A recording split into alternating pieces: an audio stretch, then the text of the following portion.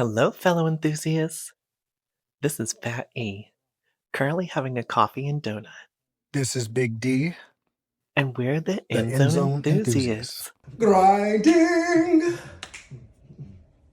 Here at the End Zone Enthusiasts, we say football can be fun for everyone. And let me tell you, this week we had to make it fun, even though we both got sick. Now, this meant we weren't able to record a video of our recap, but we still have reactions to gameplay, and we have audio of our assessments of the week's biggest games. We plan to be back in full force next week. In the meantime, hit the like and subscribe buttons and leave a comment to show your support. Now let's get into it. Now, the first game we're going to talk about, which is the one that we recorded most of our reactions to, is Florida Gators versus Louisiana State Tigers. Go Gators! Now, we watched the game, of course, hoping for a cleaner game compared to the previous week, which was riddled with penalties.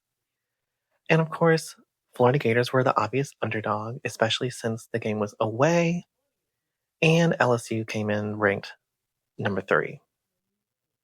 Now, I thought Florida held up well, but in hindsight, it was never going to be possible for them to win with DJ throwing 5 interceptions. And in the end, LSU won 20-10. It was a hard watch after what happened last week and to see this happen again this week. I do want to start with the positive first. I think Florida's defense really saved the game. From getting really out of hand. It could have been much worse. I definitely have to say I was very impressed with our defense. I think Florida's defense held up as well as they could. But really, we have to talk about the negative is with the 5 interceptions thrown by DJ Lagway. Now, I know he missed a lot of time in the offseason, so I do want to come at it from the standpoint of I know he's behind the 8 ball, but what I think is people have now had time to watch the previous games from the season, and they know probably the red flags or the issues they saw then are probably still going to be the issues. And I think you saw the LSU. To me, I saw a lot of the Tulane game again, where they really, dropped 8 into coverage and really, played to rush. DJ's decision making skill, the rush. So there were a lot of things that I think, he hasn't had time to work through yet. So I don't want to discount him or count him out. I just think that we're kind of climbing up a steep hill. But a positive was Aiden Mizell. He, again, was a standout for me. I love that he's back. I love to see what he's doing. I saw some great things from VB3 also. I was a little perplexed why we didn't run Jaden Ball more. Like he could have really won the game by himself. But, how well do you run the ball when you're turning it over so much? So I think you kind of offset it and kind of lost a lot of that momentum. It's going to be a new week. We have a new opportunity. So wondering how Florida is going to respond. UF travels to Miami this week. It's going to be interesting to see how that game goes. I'll tell you, I'm a little nervous. Let's see what happens with this team. But, also from LSU, one thing I will also bring up is that I think they look beatable. I think that if they had played a team with a better offense this past week, I think that LSU would have lost. I think their defense is legit. I think it's pretty good, but I still see some holes and opportunities that we can exploit. Or a better offense can exploit. But really, for me, I just see them as being a beatable team. Their offense wasn't really hitting. Nesmar's had some good moments towards the end of the game, but overall, he's not this, Super Saiyan that people expected him to be. So, looking down the road, we'll see. But I got a feeling LSU has some losses coming, and it's going to surprise some people because I think they've been elevated after the Clemson win and the Florida win, but really, Florida again beat themselves. And, Clemson, we see with their loss to Georgia Tech, they may not be that great overall. So we'll see what happens, but I think it's going to be an interesting SEC season. Yeah, and moving forward, I'm going to be looking to see how Florida Gators address quarterback performance. The next game we want to talk about is Georgia Bulldogs versus the Tennessee Volunteers. Now, this one's interesting because both teams came in ranked, but the game was played at University of Georgia. I thought both teams played really hard. It certainly was not a blowout. Tennessee was up early and the game was tied even into the third quarter. But my impression is that Georgia offense had the winning edge and basically they got to do whatever they wanted, which included they made really great run plays as well as some spectacular pass plays. And in fact, Georgia was able to take down the higher ranked team and ended up winning 31-17. I really liked seeing number one the checkered Neyland Stadium. I think that's a really cool experience. Even as a opposing fan, I just think it's really cool to see, and how many people they get packed into that stadium. It's like 100,000, I think, and it's really cool to see. But, with Georgia coming in town, you knew there was going to be a little bit of issues. And, Tennessee hasn't beat Georgia in a few years. It's been a minute. So was this going to be the year that, Tennessee beat Georgia and really showed that they were reaching that next level echelon in the SEC? We thought possibly, but it ended kind of how a lot of people thought, and that was with Georgia really clamping down. But I think the surprise was actually Georgia's offense having these moments of Mike Bobo really dialing it up in some really great ways and with these new receivers. So Tennessee started off with, getting a couple touchdowns pretty quick, got down the field. Their scripted drives are always going to be phenomenal. Josh Heupel with Tennessee is always going to have an amazing offense, and it's going to have some crazy wrinkles. They're going to spread you out. They're going to have you running from sideline to sideline. They're going to have some very creative things that they do, even with their run game. And that's the other thing that people don't realize is like Josh Heupel actually likes to run the ball more than he likes to throw it. A lot of people think of him as this air raid guy because he'll take a couple deep shots, but really it's his run game. So some of the looks they even had, the way they ran the ball was really cool. But I knew after their first initial drives, I knew Georgia was going to make adjustments, and they did. You saw the Georgia defense kind of clamp down. You start seeing that, they got a little bit of pressure. It was some unique moments of Georgia just being Georgia and how they adjust in game. But I was actually really surprised to see how well Gunnar Stockton threw it. Like, he really felt comfortable. He just seemed like he was in control. And, as much as people hate Mike Bobo, we'll take Mike Bobo over our play caller right now for Florida. Just saying, but he really dialed up some things that really make Gunnar Stockton feel comfortable in the pocket and also being able to use some of the weapons. So I knew this was going to be a close game. I didn't think whoever won, I don't think it was going to ever be a blowout. But what I really like to see is that it was competitive for all four quarters. But it also tells me, again, both of those teams are beatable. I think Georgia can be beat. They have some opportunities. If you can get really creative and get ahead of Georgia to a point that their adjustments don't matter. Tennessee's defense did look good. I have to give shout outs where it's due, but it was a close fought game. And I'll say Georgia did deserve this game a little bit more. Just the way they kind of took the punches and were able to swing back when it matters most. So, Georgia got the win, but a great game. I'm excited to see how they go further in this season.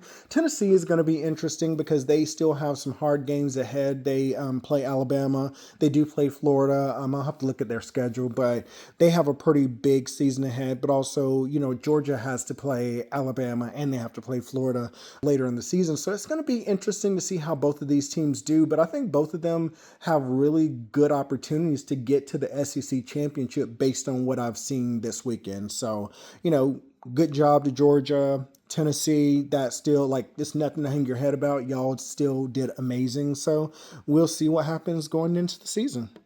Now, neither of us got too sick, and I certainly didn't lose my appetite. So let's get into some food. Okay, here we got our interference. here we got our samosas with a mint sauce and like a tamarind sweet sauce. Then I got gobi manchuria, which is cauliflower. It's delicious. It's one of my go-tos. And I got the chicken biryani. And it has some yogurt sauce to go with it. and this kind of spice blend. So yeah, cheers. That's good. Hopefully, you got a nice little snack. The third game we'll talk about is Notre Dame Fighting Irish versus Texas A&M Aggies. This is another game where both teams came into it ranked, and this game was played at Notre Dame. I don't think you could say it was not competitive because it was tied going into the fourth quarter and tied two more times even in the fourth quarter. So, viewers had to be on the edge of their seats wondering how this was going to turn out. I thought there was many openings left by both defenses, which resulted in lots of successful pass plays, as in there were receivers who were left wide open on both sides of the field. But I think you had to say that it was like a botched special teams play that cost Notre Dame the win, where they messed up doing their extra point kick. And the result of that is that Texas A&M was able to win just by successfully doing their extra point kick. Oh my gosh, there were so many great moments, some interceptions that happened, some great throws, some great run. I mean, like it was so back and forth and it went down to the wire. And I think what was great about it is you saw two very physical teams. Mike Elko's Texas A&M Aggies against Marcus Freeman's Notre Dame Fighting Irish, you knew these were going to be two very physical teams. And you saw it. They were trading blows, but also their offense was finding ways to score. And it was back and forth. It was back and forth. It was back and forth. And I just remember saying like, okay, who's going to run out of gas first? And really, it could have even went to overtime had their extra point on the Notre Dame side had it not been it was botched. Like they messed it up, and so they lost out on a point, and so they lost the game by a point. But really, that game would have went into overtime. But the run game from Notre Dame, I'm still in love with. I know some people are like, "Oh my God, Notre Dame is already lost and they're still ranked," but it's like it's the way that they lost and it's the closeness and they weren't far away, and to be able to go up against a SEC team that Mike Elko didn't get a bare cupboard when he took that job. There were some good pieces there, and he's brought in some more. So I knew it was going to be a very physical game, but it came down to the wire. But I think Notre Dame still has their future in front of them. I still think there's a way that they could make the playoffs. Texas A&M announced they're kind of here. I do wonder a little bit about Reed. He took some hits, and I just wonder if he's going to be able to sustain that throughout the entire season. But he has some great throws too. I mean, like I remember one of them was like I think 40 yards, if I'm not mistaken. But great things all around from them. Great game to watch. I'm excited to see how Texas A&M continue to evolve because as long as they don't implode like they did at the end of last season, I think they can be a threat also in the SEC. And, Notre Dame still has some opportunity to still show that they're better than what the record shows. And I think you will see that moving forward. But really great game to watch. I mean, like, oh, I could watch that game a few times because it really did keep you engaged for the entire game. And that's what I love to see. The last game that we were enthusiastic about this week is an all ACC game, which is Clemson versus Georgia Tech. Clemson Tigers play Georgia Tech Yellow Jackets at Georgia Tech Stadium. It was a close score for a long time, and it was even tied in the fourth quarter. So another one where watching it, you really don't know how it's going to turn out. And in fact, it was pretty crazy because it was a super long field goal at the very last second that awarded Georgia Tech the win. That was a good one. Like, that was a really, really good one. Because Georgia Tech is a little, like, I don't think they're a secret anymore, but they're a lot more physical than people expect them to be. And they're a lot more competitive than a lot of people expect them to be. So this game was in Atlanta on Georgia Tech's campus. And it was really cool to see that the Rambling Wreck come out in that old car. I'm a car junkie, so just seeing that car always makes my heart happy. But also, I'll be honest, I'm lusting a little bit after Georgia Tech's head coach Brent Key. If you want to come take the Florida job, I'll make that happen for you. But I do want you to bring your offensive coordinator too. But I got a feeling he probably will get the Georgia Tech job if Brent Key comes to Florida. I'm not saying his name's even in the mix or anything, but I'm just saying how physical that team looks and how hard those people play for him and the discipline he has in them. I think that in the SEC would be a big deal. And even last year, like they took Georgia to overtime. Like they're no pushover, but also I don't think they're going to be surprising anyone for the rest of the season. I think people know that when you play Georgia Tech, you're going to have to come and be physical. So for that game, Haynes King was really the key to this game. He did outstanding. He didn't mind running the ball. He didn't mind taking some hits. They took some chances, but really the way the offense was called is it really let Haynes King be himself. When plays broke down, he was able to run for it. He didn't care if he took a hit. Honestly, I'm just over here worried. I'm like, bruh, don't take too many hits. We need you for the rest of the season. But Georgia Tech really showed they deserve to be in the ACC conversation with a lot more respect on their name. Clemson was good. I think there were some moments. Kate Klubnik had some really great throws, some great reads. It was really great to see him kind of in his rhythm. But there were some moments of like some kind of missed opportunities. And we saw Georgia Tech's defense really take advantage of that. And I just love watching the physicality of the Georgia Tech team versus Clemson. In a way, Clemson was always built almost like a SEC team, which is what made them really, the top dog in the ACC for so many years. But now you have people, like Georgia Tech, they're bringing in the big bodies. They're bringing in the physicality. They're really ready to hit and they're ready to play. And that game was close. It was, it was close for a lot of the game. And the game ended on a field goal, which was so crazy to watch. But Georgia Tech really deserved that game. They really pulled it out. Great coaching, great plays, and their defense, I guess I've always been thinking about their offense more than anything else, with Buster Faulkner, their OC, and the great way he calls plays. But for me, it really was their defense that stood out. I was really surprised to see how physical they were with Clemson, how they went toe to toe and they won some battles. They were getting some penetration. They were getting push. So Georgia Tech is going to be a threat for the rest of the season, but I also think they have a more favorable schedule. So we'll see what happens. But Dabo Swinney made some remarks saying he's not going anywhere, or if they want to get rid of him at Clemson, he'll just go somewhere else and win, which he's absolutely right about. But really, I think he's kind of having to reap what he's sown, meaning he hasn't been, heavy in the portal. He hasn't went after needs. He's really believed in high school recruiting. But when you don't really dive into the portal like other teams and really get, positions and needs snowed up, it's gonna leave you looking a little plain. Because I think this Clemson team, with it being his recruits, I think they're probably like a year away, maybe two. But I just think that you should have went into the portal. And I know Dabo believes in his process, but it's really a thing of like, how is Clemson going to adjust? Are you going to see this offseason them go heavy in the portal and go a little bit lighter on high school recruiting? I don't know, but I think it's just you're not seeing it be consistent. You're getting these flashes that look great, and then it's the moments that you're just like, what are you doing? So Clemson has some work to do, but I'm hoping they'll go in the portal and they'll also get a little bit more creative. And as much as I loved their OC, with what I'm seeing, I don't know if he's really it. He was kind of handed some good weapons and good things to be able to do something, and just since he's been there, I really haven't seen an offense that scares me. I haven't seen an offense that would make me feel like I couldn't beat him on any given Saturday.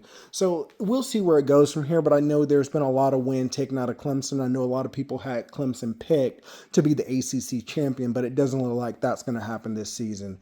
But they still have the rest of the season. They can still achieve a lot of great things, but it's just how do they rebound from here? So the games I'm going to be watching this week or interested in is going to be Auburn versus Oklahoma. I think that's going to be a phenomenal game. I think you're going to be able to learn even more about both teams during this game. You have Michigan versus Nebraska, which, that's going to be a really good one too. I'm excited because two really good quarterbacks facing each other. And two offensive minds really going toe-to-toe is going to be really great to see. South Carolina plays Missouri. That should be a good one. I think South Carolina is going to bounce back. It's going to be a good game. Florida, Miami is happening. I don't know if I'm going to watch this, just to be transparent. I don't know if my heart can take another week of loss. Oh, it's painful sometimes. It's really painful, but we'll see. And then Illinois versus Indiana. So those are the big games that I'm going to be watching, but make sure that you tell us down below which games that you're interested in or games that you would want to watch, because we're always interested in learning and we want to see what level of enthusiasm you have for your team. Thank you all for watching. If you would, please make sure you like, subscribe, share this, and comment down below what games you would like us to watch this season. But as always, we thank you for watching the End Zone Enthusiasts, where we feel football can be fun for everyone. So if you would, just make sure you stay engaged with us and tell us what level of enthusiasm that you have about the season. So thank you, and we'll see you soon. Bye bye.